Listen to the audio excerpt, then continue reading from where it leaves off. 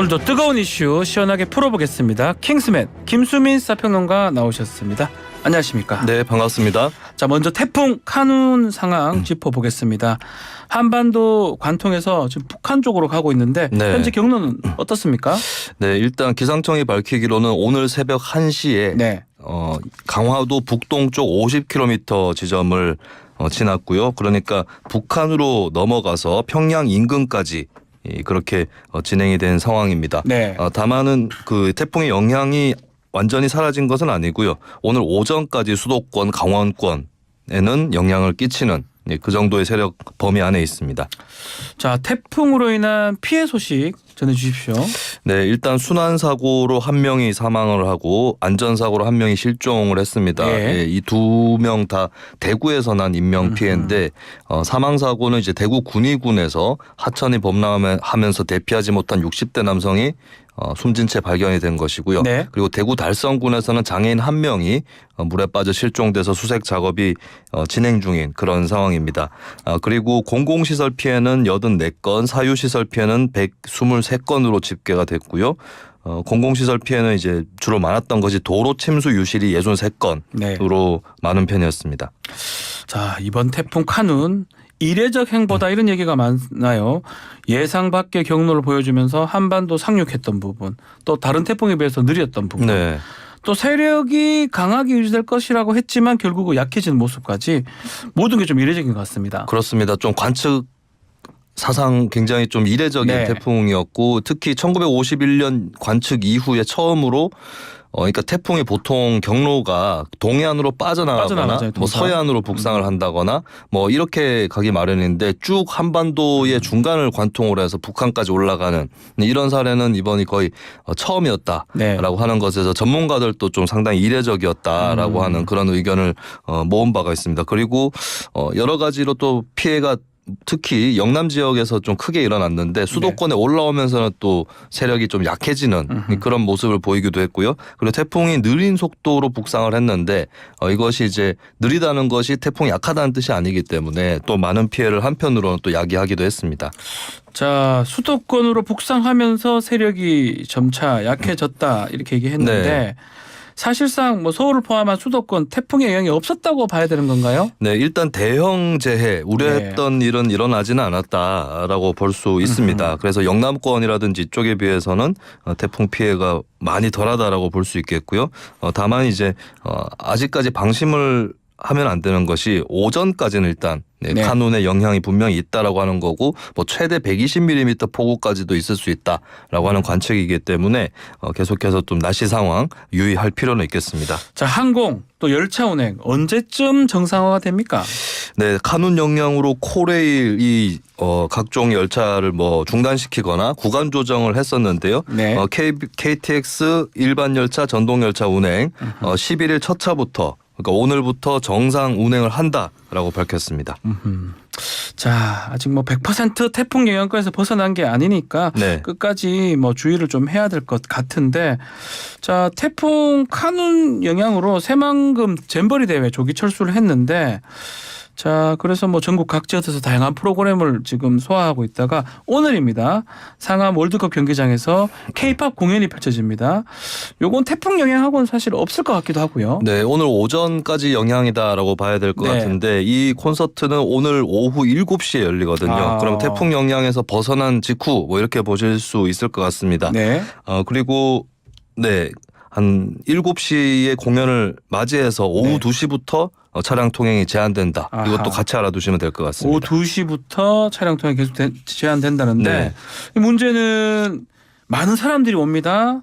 대원이 37,000명 버스 타고 네네. 오고 1,400여 대 차량이 움직인다고 하는데 그때가 퇴근 시간 아니겠습니까? 그렇습니다. 금요일 퇴근 시간이에요. 네. 상당히 좀 꼼꼼하게 좀 따져봐야 될 것 같아요. 인근에 사는 분들. 네, 그렇습니다. 일단 통행에 대한 제한 구간을 말씀을 드리면 네. 구룡 교차로에서 월드컵 경기장 교차로까지 이 월드컵로 양방향 차로가 차량 통행이 제한이 되고요. 아하. 그리고 탄력적 통제 정도의 구간이 경기장 교차로에서 농수산 교차로, 예. 또 난지 IC와 상암 교차로 이쪽은 완전 제한은 아니고 탄력적으로 통제되는 그런 상황인데 네. 뭐 경찰이 300여 명 정도 교통 경찰을 배치를 하고 입간판을 설치해서 또 여러 가지 교통 혼잡에 대비를 한다고는 합니다만 네. 어쨌든 간에 굉장히 많은 버스들이 모이는 그런 상황이기 때문에 여러 가지 좀 유의가 필요하겠습니다. 퇴근 시간에 상암 일대에 지나는 분들 좀 인지를 해서 우회를 하거나 하는 게 좋을 것 같고요. 네. 자, 태풍 또 얘기 좀 자세한 내용 3부에서 전문가와 함께 또 얘기를 좀 나눠보도록 하겠습니다. 자, 다음은 정치권 소식입니다. 자, 어제 민주당 혁신이 혁신안 발표를 했는데요.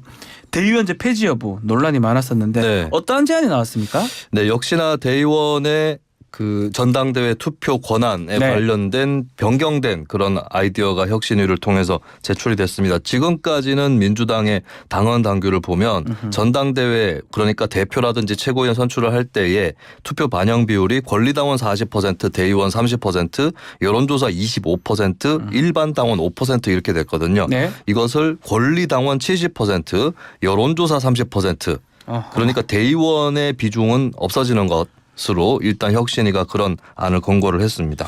자, 대의원제 폐지는 아니지만 네. 지금 보니까 영향력이 많이 줄고 그러니까 사실상 폐지 아니냐 이런 말이 나오는 것 같습니다. 네, 일단 혁신위에서 설명하기로는 예.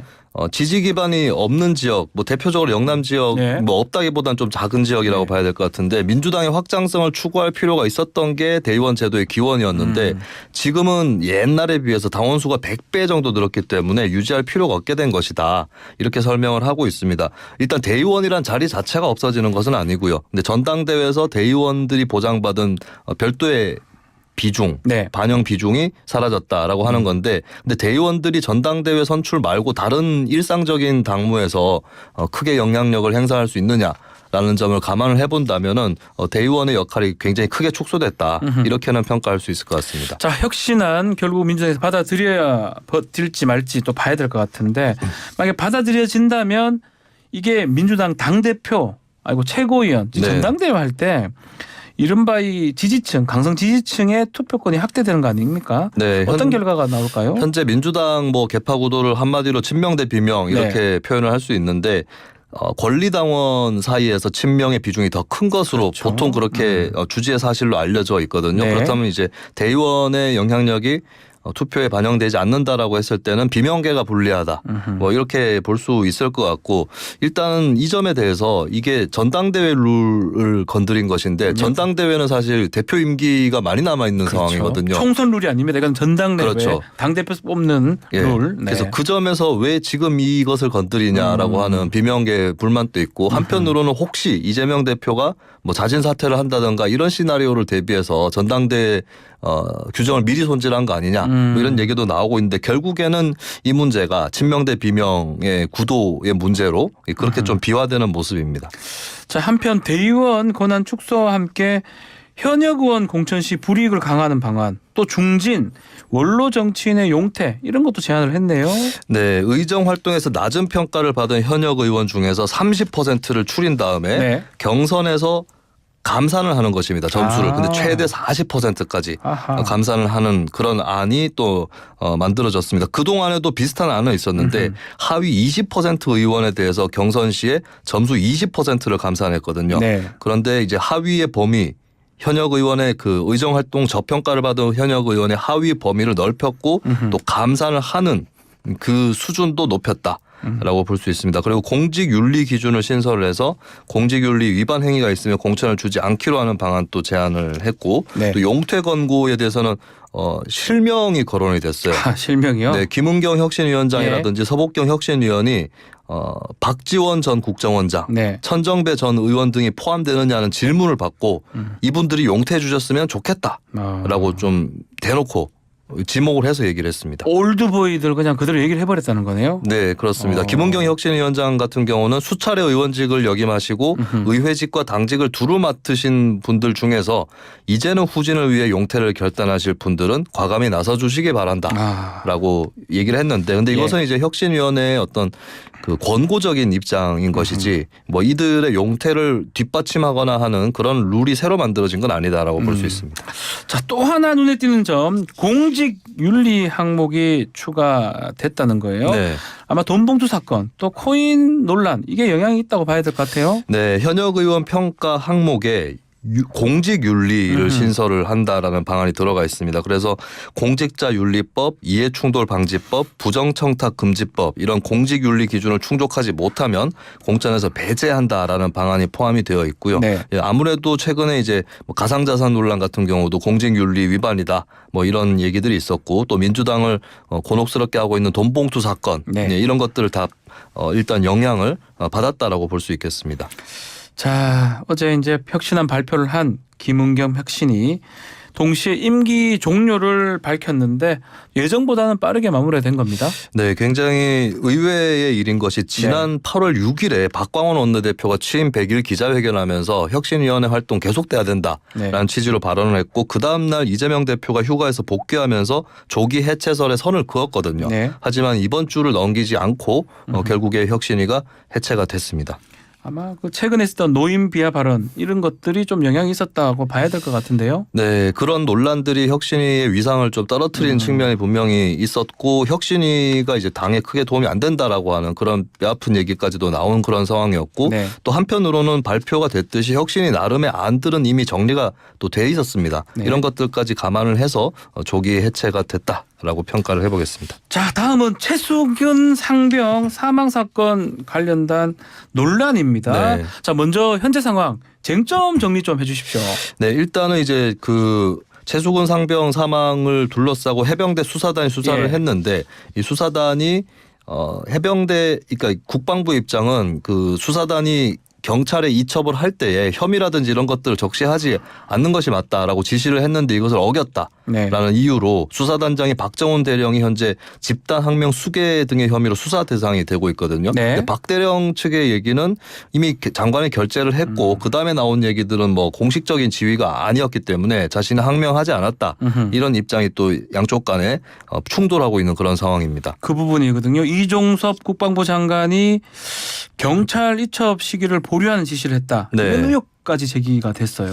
네, 윗선 개입 의혹에 대해서 네. 일단 신범철 국방부 차관이 설명을 하고 있는데 왜냐하면 또 신 차관이 그 해병대 수사단에게 그런 지시 사항이라든지 이런 것들 전달한 그런 역할도 맡았기 때문에 네. 아무래도 그 의혹을 받고는 있습니다. 근데 신범철 차관이 질문을 받았어요. 국가안보실이 임성근 해병대 1사단장을 과실치사 혐의자에서 제외하라는 지시를 했다는 의혹이 사실이냐라는 질문에 대해서 그런 사실은 없다라고 일단 일축을 했습니다.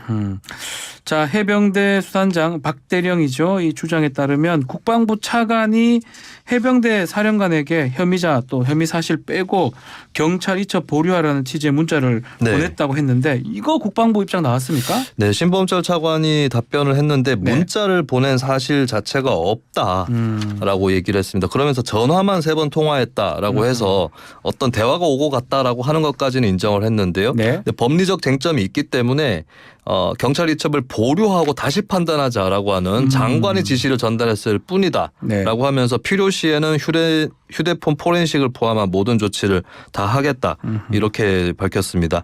반면에 이제 박대령 측의 대표 변호사는 일요일 김 사령관이 네. 일요일 결재본은 중간 결재고 장관 귀국 시 수정해서 다시 보고해라라는 취지의 신 차관이 보내준 문자 네. 를 읽어준 바 있다. 뭐 이렇게 또 밝혔는데요. 신 차관은 여기에 대해서 통화가 3차례 거듭되는 동안에 장관 지시가 잘 이행되지 않는다는 인상을 받아서 질책하는 듯한 표현을 했을 가능성이 있다. 그러니까 이것은 뭘 얘기하냐면 박대령 측에서 얘기하는 그러니까 신 차관이 이런 말을 했다는 거예요. 해병대는 왜 말을 하면 안 듣느냐라는 취지의 말을 했다고 하는데 예. 신 차관이 정확한 표현은 뭐 기억은 안 날 수 있겠지만 질책하는 듯한 표현을 했을 가능성은 있다. 이 정도까지 시인을 했습니다. 자, 이 최상병 사건 하여튼 아마 정치권 공방으로 이어질 것 같아요.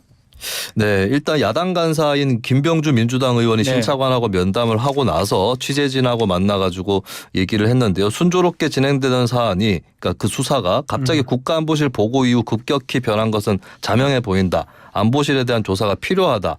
이렇게 얘기를 했습니다. 그리고 어제 채널A가 단독으로 보도한 사안도 있었는데요.